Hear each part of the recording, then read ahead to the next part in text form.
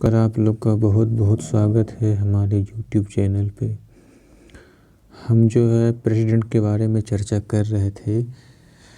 इसके पहले हम प्रेसिडेंट के बारे में जो है एक बार रिवीजन कर लेते हैं। तो देखिए इसके आर्टिकल्स क्या क्या हैं प्रेसिडेंट के बारे में। तो देखिए आर्टिकल 52 कहता है कि there shall be a president of India, यानी कि भारत का एक राष्ट्रपति होना चाहिए। ठीक है।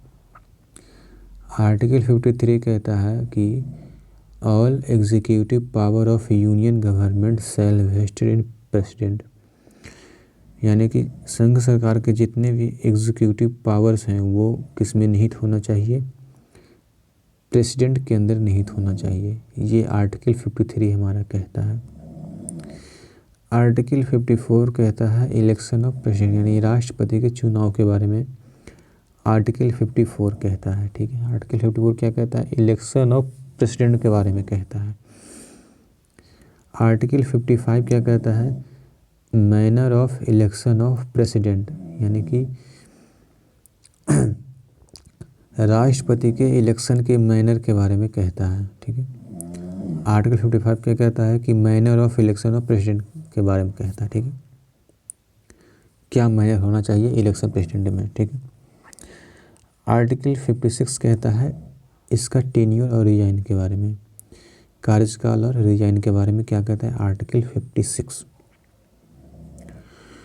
आर्टिकल 57 कहता है कि री इलेक्शन होना चाहिए। समझिए, आर्टिकल 57 कहता है री इलेक्शन होना चाहिए।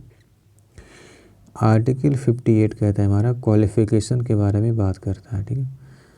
आर्टिकल 58 क्वालिफिकेशन के बारे में बात करता है। आर्टिकल 59 जो ये सर्विस कंडीशन के बारे में बात करता है, क्या करता है, आर्टिकल 59 सर्विस कंडीशन के बारे में बात करता है। Article 61 president remove by impeachment process, यानी कि प्रेसिडेंट को इम्पीचमेंट प्रोसेस के द्वारा हटाया जा सकता है, ऐसी बात आर्टिकल 61 में कही गई है, 61 में कही गई है। ठीक है। तो हम लोग का मेन से इम्पोर्टेंट है हमारा ऑल एग्जीक्यूटिव पावर और एक आर्टिकल 61 इम्पीचमेंट प्रोसेस। इसके अलावा आर्टिकल 71 कहता है हमारा कि supreme court shall have right to take decision on matter of election of president और वाइस प्रेसिडेंट। आर्टिकल 71 के अनुसार सुप्रीम कोर्ट जो है ये जो है एक्शन ले सकता है लीगल मैटर पे इलेक्शन ऑफ प्रेसिडेंट के बारे में और वाइस प्रेसिडेंट के बारे में। ठीक है। आर्टिकल 72 पार्डन पावर्स के बारे में कहता है, क्षमा याचना के बारे में कहता है आर्टिकल 72। ठीक है। आर्टिकल 72 क्या कहता है कि पार्डन पावर्स के बारे में कह सकता है कि अगर किसी को फांसी हो रहा है तो उसको राष्ट्रपति क्षमा भी कर सकता है। ठीक है, समझ रहे। उसके बाद है article 123।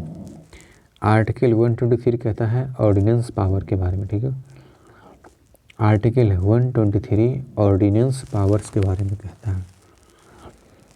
Article 143 president consult to supreme court on legal matter, यानी कि प्रेसिडेंट जो है ये सुप्रीम कोर्ट को लीगल मैटर पे कंसल्ट कर सकता है। ठीक है। यानी आर्टिकल 143 कहता है president consult to supreme court on legal matter पे कंसल्ट कर सकता है। समझ गए। तो ये हमें कुछ जाना था। और इलेक्शन ऑफ प्रेसिडेंट के बारे में था कि आर्टिकल 54 का इसका जो होता है इनडायरेक्ट तरीके से होता है, इलेक्टोरल कॉलेज में होता है। ठीक है। और इसमें जो है केवल इसमें कौन कौन भाग ले सकते हैं, तो only elected members of Lok Sabha, only elected members of Rajya Sabha, only elected MLA of all state, only elected MLA of Delhi and Puducherry 70वां संशोधन 1992 के अनुसार। ठीक है।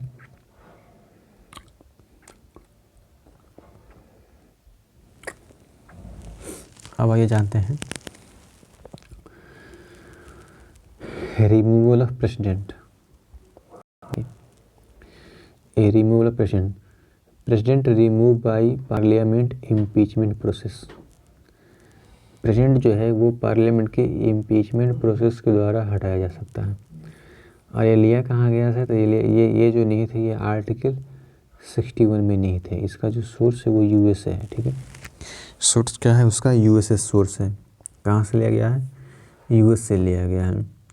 बेस ऑफ का यानी कि वायलेशन ऑफ कॉन्स्टिट्यूशन, यानी कि संविधान का वायलेशन करना, यानी वायलेशन करना इसका एक प्रोसेस है, ठीक है।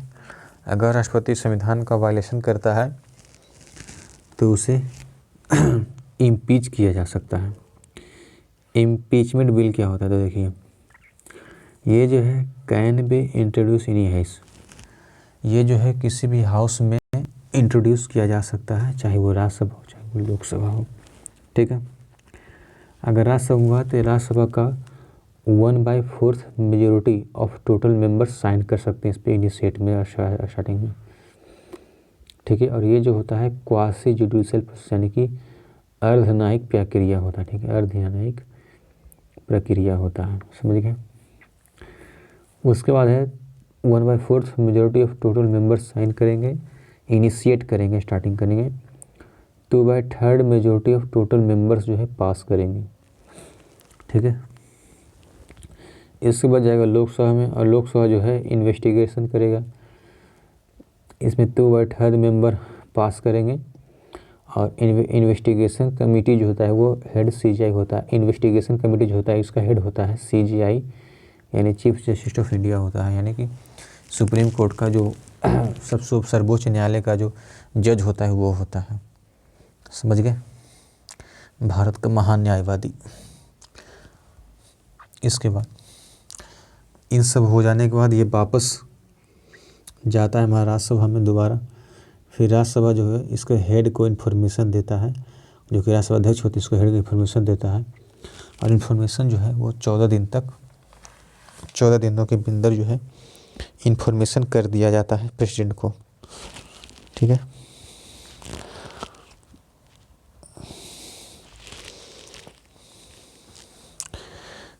प्रेसिडेंट को जो है कर दिया जाता है 14 दिन के अंदर में इन्फॉर्मेशन। उसके बाद बात करते हैं एग्जीक्यूटिव पावर्स के बारे में।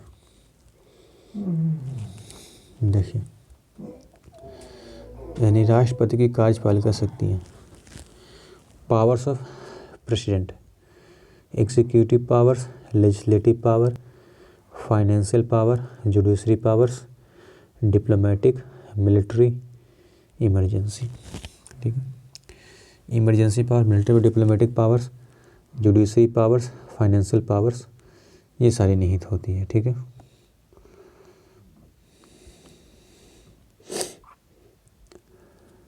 उसके बाद देखिए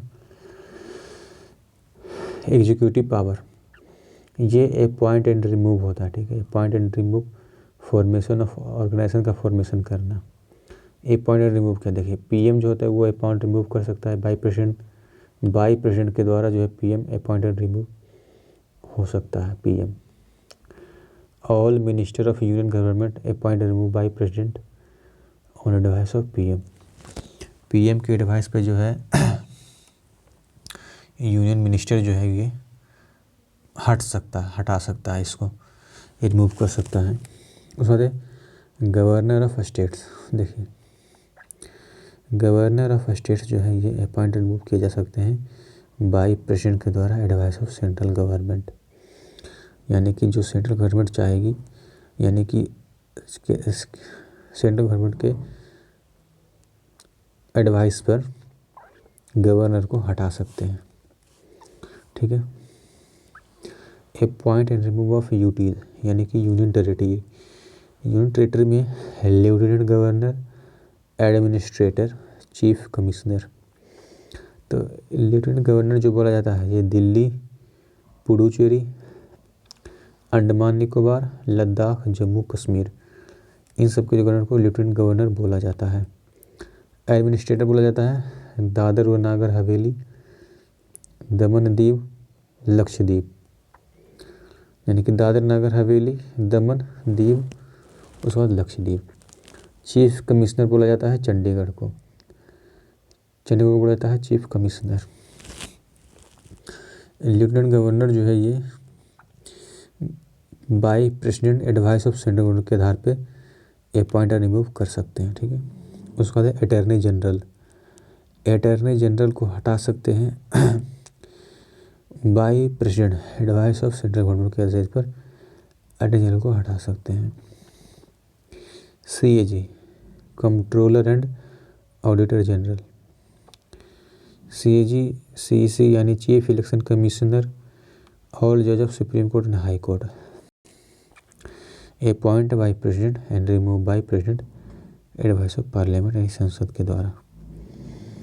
ठीक है, उसके बाद UPSC, JPSC, joint public commission, CIC central information commission, CVC central vigilance commission, NHRC national human rights commission, इन सब के चेयरमैन मेंबर्स को अपॉइंट करते हैं प्रेसिडेंट, रिमूव करते हैं president advice of supreme court के द्वारा। यानी UPSC, JPSC यानी joint public commission, CIC central information, CVC central vigilance commissioner, NHRC यानी नेशनल ह्यूमन राइट कमीशन, इसे जो है सुप्रीम कोर्ट के सलाह पर जो है हटा सकते हैं। ठीक है,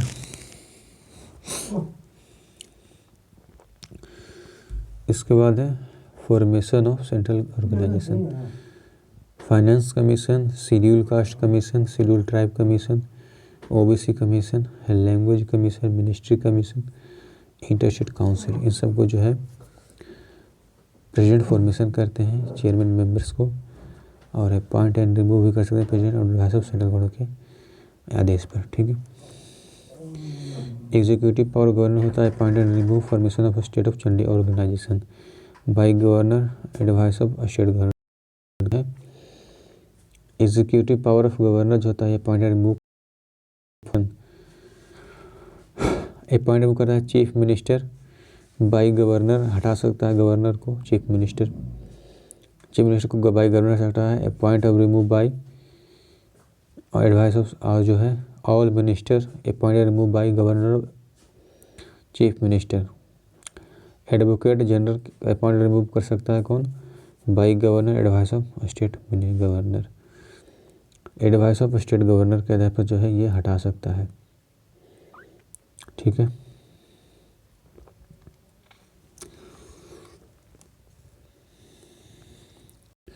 executive power of governor, executive power of governor क्या होता है, ये भी अपॉइंट और रिमूव और जो है स्टेट का ऑर्गेनाइजेशन कर सकते हैं। देखिए, अपॉइंट करते हैं चीफ मिनिस्टर को, गवर्नर अपॉइंट करते हैं, all minister appoint remove by governor और एडवाइस ऑफ चीफ मिनिस्टर। ठीक है, एडवाइस ऑफ चीफ मिनिस्टर के आदेश पर जो है गवर्नर जो है हटा सकता है advice of chief minister. Advocate general appoint और रिमूव कर सकता है by governor, advice of state governor,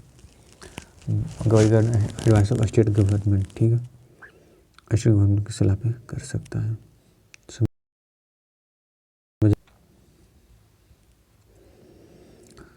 तो चलिए आज के लिए इतना ही, बाकी का अगले दिन। ठीक है, सो थैंक यू, आप लोग का बहुत बहुत शुक्रिया।